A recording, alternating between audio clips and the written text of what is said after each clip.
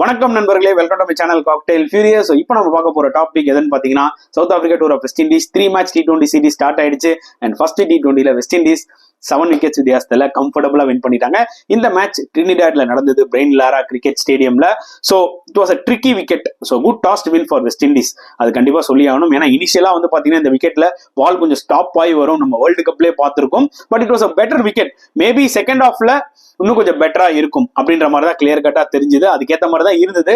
South African top order batsmen ரொம்பவே struggle ஆனாங்க இந்த ஒரு 2 பேஸ்டு விக்கெட்ல. அண்ட் நல்லா ஞாபகம் வச்சுக்கோங்க மக்களே, South Africa second string team வச்சு தான் விளாடுறாங்க. அவங்களோட main players Quinton de Kock, Heinrich Klaasen, David Miller, Shamsi, Rabada, Maharaj, Nortje, இவங்க மாதிரி மெயின் பிளேயர்ஸ்லாம் இந்த சீரீஸ்ல கிடையாது, ரெஸ்ட் கொடுத்துருக்காங்க. ஸோ யங் பிளேயர்ஸ்க்கு ஆப்பர்ச்சுனிட்டி கிடைச்சிருக்கு. Like Rickelton, Kruger, Nandre Burger, Fortuin, இந்த மாதிரி பிளேயர்ஸ்க்குலாம் ஆப்பர்ச்சுனிட்டி கிடைச்சிருக்கு. அண்ட் இது ஒரு நல்ல ஒரு லேர்னிங் கவ் தான், அதுல எந்த டவுட்டுமே கிடையாது for south Africa. And West Indies பொறுத்த வரைக்கும் பாத்தீங்கன்னா, அவங்க அந்த T20 ஃபார்மெட்ல சவுத் ஆப்பிரிக்காவோட நல்ல ரெக்கார்ட் வச்சிருக்காங்க ரீசெண்ட் டைம்ல. வேர்ல்டு கப் முன்னாடியும் பாத்தீங்கன்னா ஒரு 3 மேட்ச் T20 சீரிஸ் இவங்க ஹோம்ல தான் நடந்தது சவுத் ஆப்பிரிக்காவோட, அதை 3-0 ஒயிட் வாஷ் பண்ணாங்க. ஸோ இப்பவும் பாத்தீங்கன்னா ஃபர்ஸ்ட் T20ல வின் பண்ணிட்டாங்க. ஸோ அந்த டாமினன்ஸ் அப்படியே கண்டினியூ பண்றாங்கன்னு தான் சொல்ல முடியும். ஸோ ஓவரால் ரிவ்யூக்குள்ள நம்ம போனோம்னா, டாஸ் வின் பண்ணி போலிங் எடுத்தாரு Rovman Powell. And South Africa வந்து பாத்தீங்கன்னா நிஜமா பயங்கரமா ஸ்ட்ரகிள் ஆனாங்க. ஒரு ஸ்டேஜ்ல பாத்தீங்கன்னா தேர் 42 for 5. ஒரு பக்கம் மேத்யூ ஃபோர்டு வேற லெவல்ல போட்டாரு, நியூ பால்ல சூப்பரா போட்டாரு.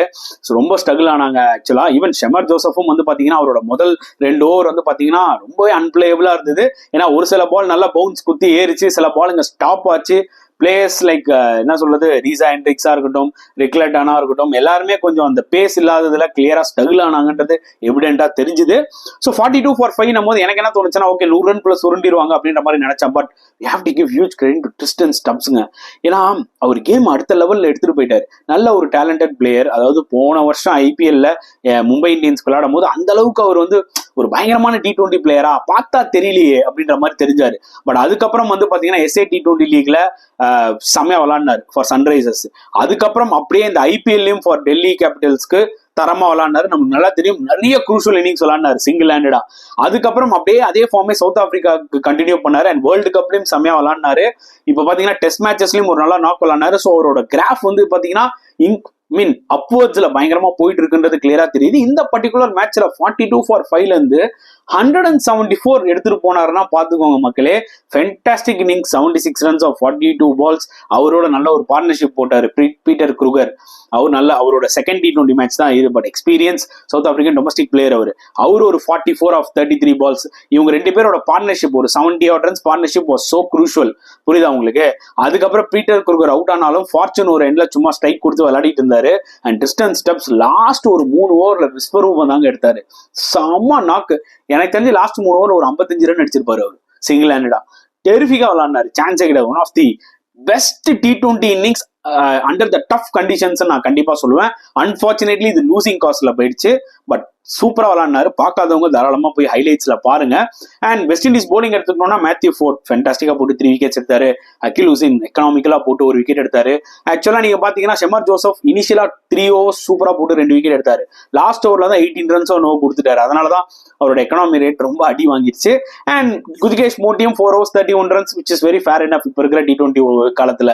ஸோ ஒரு என்ன சொல்றது, மேபி அவங்க கொஞ்சம் டிசப்பாயிண்ட் ஆயிருப்பாங்க வெஸ்ட் இண்டீஸ். இவங்களை வந்து ஒரு 120 130 சுட்டுருவாங்கன்ற மாதிரி நம்ம நினைச்சோம் ஒரு ஸ்டேஜ்ல. பட் 174 அடிக்க விட்டதுல கண்டிப்பா டிசப்பாயிண்ட் ஆயிருப்பாங்க. பட் அவங்களுக்கு நல்லா தெரியும் போக போக விக்கெட் வந்து பேட்டிங்க்கு பெட்டர் ஆகும்னு சொல்லிட்டு எக்ஸாக்ட்லி அதான் ஆச்சு.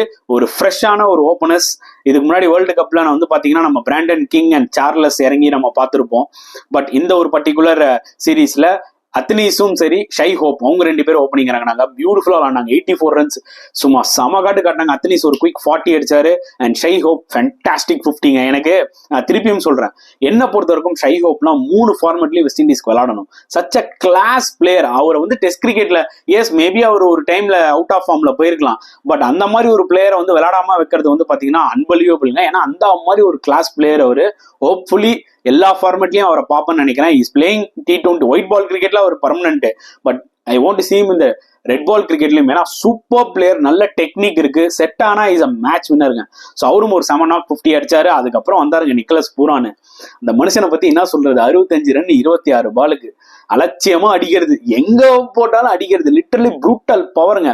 அதாவது கிரண் போலாட நம்ம இந்த மாதிரி அடிச்சு பார்த்திருக்கோம். பட் எனக்கு என்ன ரொம்ப ஆச்சரியமா இருக்கு, நிக்கலஸ் பூரான் எந்த அளவுக்கு கன்சிஸ்டன்டா விளையாடுறாரு. ஒரு சின்ன டிசப்பாயின்மெண்ட் இருக்கு, இந்த மாதிரி நல்லா விளையாடுறாரு, ஆனா ஒரு செமிஃபைனல் ஒரு அந்த மாதிரி ஒரு குரூஷியல் நாக் அவுட் மேட்ச்ல எப்பயாவது வந்து பாத்தீங்கன்னா பெர்ஃபார்ம் பண்ணாம போயிடுறாரு நிக்கலஸ் பூரான். ஸோ அந்த மாதிரி டைம்ல வெஸ்ட் இண்டீஸ் என்ன ஆயிடுதுன்னா டிஸ்குவாலிஃபை ஆயிடுறாங்க. But apart from that league மேட்சஸ்ல இந்த மாதிரி ஒரு பைலேட்டரல் சீரீஸ்ல ஒரு பிரான்ச்சைசி கிரிக்கெட்லாம் பாத்தீங்கன்னா நிக்கலஸ் பூரான்லாம் அன்பலியபிள். ஐ திங்க் எல்எஸ்ஜிலாம் தே ஆர் சோ லக்கி. கண்டிப்பா எல்எஸ்ஜி வந்து பாத்தீங்கன்னா பூரானை ரீடைன் பண்ணுவாங்க, அதுல எந்த டவுட்டுமே கிடையாது. ஏன்னா பூரான்லாம் நீங்க ஆக்ஷன்ல விட்டீங்கன்னா சும்மா எவ்வளவு வேலைனாலும் எடுத்துருவாங்க, அது மெகா ஆக்ஷனா இருக்கட்டும் எதா வேணா இருக்கட்டும் சொல்லிட்டு. ஏன்னா such a match வின்னருங்க our T20 கிரிக்கெட்ல. சிங்கிள் ஹேண்டடா மேட்சை வின் பண்ணி கொடுக்குற திறமை வந்து பாத்தீங்கன்னா நிக்கலஸ் பூரானுக்கு இருக்கு, irrespective of whatever be the conditions. நல்லா பாருங்க, வெஸ்ட் இண்டீஸ் அவரை நல்லா யூஸ் பண்றாங்க நம்பர் 3லலாம். இந்த வருஷம் IPL 2024 வந்து பாத்தீங்கன்னா எல்எஸ்ஜி அவரை ரொம்ப கீழே இறக்கி ஆக்சுவலா அவரோட டேலண்ட்டை வேஸ்ட் பண்ணிட்டாங்க. அவரை ஒரு நம்பர் 3 ஸ்பாட்லயே கன்சிஸ்டன்டா விளையாட விட்டு இருந்தாங்கன்னா டெஃபினட்டா உங்களுக்கு நேரம் வந்து குவாலிஃபைஸ்குள்ளே வந்திருக்கலாம், ஏன் ஃபைனல் கூட விளையாடி இருக்கலாம். ஏன்னா அந்த அப்படிப்பட்ட ஒரு டீம் அவங்களுக்கு இருந்துச்சு. அவங்க கோட்டை விட்டாங்க ஆக்சுவலா. எஸ், மார்க்கஸ் டோனி செம்மையா விளையாடினாரு, பட் ஸ்டில் நிக்கலஸ் பூரான் மாதிரி பிளேயர்லாம் எய்தர் 3 or 4 விளையாடணும். நீங்க புரியுதா உங்களுக்கு? Such a match winner, single ஹேண்டடா வின் பண்ணி கொடுப்பாரு. எக்ஸாக்ட்லி இந்த மேட்ச்ல அதான் பண்ணாரு. 2.1 overs பேலன்ஸ், 13 பால் பேலன்ஸ் இருக்கு, ஈஸியா அடிச்சு கொடுத்து வின் பண்ணி கொடுத்துறாருன்னு தான் சொல்ல முடியும். அண்ட் சவுத் ஆப்பிரிக்கா போலிங் எடுத்துட்டீங்கன்னா ஒட்டினல் பேட்மேன் நல்லா போட்டாரு. அண்ட் அபார்ட் ஃப்ரம் தட் மபாக்கா அவர் வந்து பாத்தீங்கன்னா இந்த மேட்ச்ல டெபியூ பண்ணாரு. அண்டர் 19 சென்சேஷன் மும்பை இந்தியன்ஸ் கூட எடுத்து விளையாடாங்க பாத்தீங்களா. அவரும் பாத்தீங்கன்னா 6 runs தான் எக்கானமி ரேட் போட்டாருங்க, நல்லா டீசெண்டா போட்டு ஒரு விக்கெட்டும் எடுத்துட்டாரு. ஸோ டெபியூ மேட்ச்ல ஒரு விக்கெட்டும் எடுத்துட்டாரு. அவருக்கும் இது ஒரு எக்ஸ்பீரியன்ஸ் தான் கண்டிப்பா, but is a future star, அதுல எந்த டவுட்டுமே கிடையாது. ஸோ பொறுத்து வந்து பார்க்கலாம் எப்படி செகண்ட் T20ல வந்து பாத்தீங்கன்னா வெதர் சவுத் ஆப்பிரிக்கா ஒரு கம்பேக் கொடுப்பாங்களான்னு. அண்ட் ஏடின் மார்க்ரம் ஒரு ஓவர்ல 21 ரன் கொடுத்தாரு, அங்கதான் கேம் டோட்டலாவே சேஞ்ச் ஆச்சு என்னோட point of view. But anyway still they had a good long batting line. West Indies பொறுத்த வரைக்கும் பாத்தீங்கன்னா T20 ஃபார்மெட்ல லைக் அவங்க பைலேட்டரல் சீரீஸ்ல நல்லா விளையாட ஆரம்பிக்கிறாங்க இப்போ ரீசென்ட் டைம்ஸ்ல. ஸோ ஹோப்ஃபுல்லி இதே கண்டினியூ பண்ணி அவங்க வந்து டாமினேட் பண்ணுவாங்க இன் அதர் ஃபார்மட்ஸும் நான் எக்ஸ்பெக்ட் பண்றேன். செகண்ட் T20 கண்டிப்பா இன்ட்ரெஸ்டிங்கா இருக்க போகுது. ஸோ பொறுத்து வந்து பார்க்கலாம் என்ன நடக்க போகுதுன்னு சொல்லிட்டு. ஸோ இந்த ஒரு பர்டிகுலர் T20 மேட்சை பத்தி நீங்க என்ன ஃபீல் பண்ணீங்க அதான் மறக்காம கமெண்ட் செக்ஷன்ல போட்டுருங்க. அண்ட் இந்த வீடியோ பிடிச்சிருந்தா லைக் பண்ணுங்க, ஷேர் பண்ணுங்க, முடிஞ்சா சப்ஸ்கிரைப் பண்ணுங்க. ஸோ நெக்ஸ்ட் வீடியோல பார்க்கலாம் ஃப்ரெண்ட்ஸ். அட்டில் தென் பாய்.